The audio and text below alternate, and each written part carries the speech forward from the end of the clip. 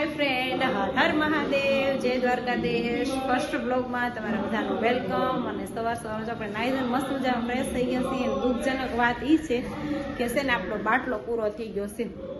આજે છે ને ગેસનો બાટલો પૂરો થઈ ગયો એટલે આપણે ચા પાણી પીધા વગરના છીએ.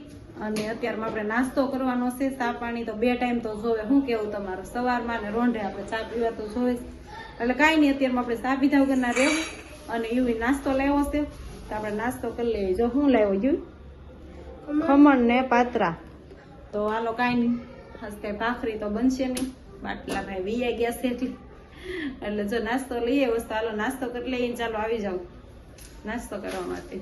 ફર્સ્ટ બ્લોગ છે, આગળ આગળ હોતા હે ક્યાં, કન્ટિન્યુ વિડીયોમાં રહેજો.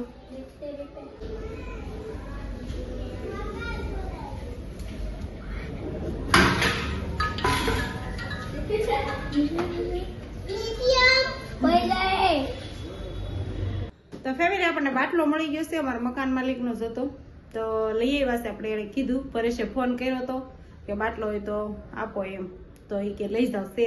તો જો અત્યારમાં હું યુવી બે લઈ આવ્યા, તમે જોયું. અને અત્યારમાં નિત્યમને છે ને સાદું વગર ન હાલે એટલે આપણે અત્યારે ને અત્યારે ફિટ કરવાનું છે. કા નિત્યમ એવું છે ને, સાદું પીવું પડે ને.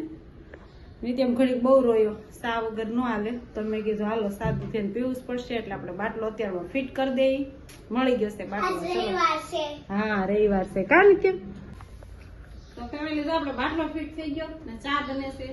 તો નિત્યમભાઈએ જીદ કરી બાટલા ચા વગર નહીં હાલે એટલે આપણે હાલદમ બાટલો લઈ આવ્યા અને ચા બનાવવાનું શરૂ કરી દીધું છે. તો બોલો બાટલા દેવની જય.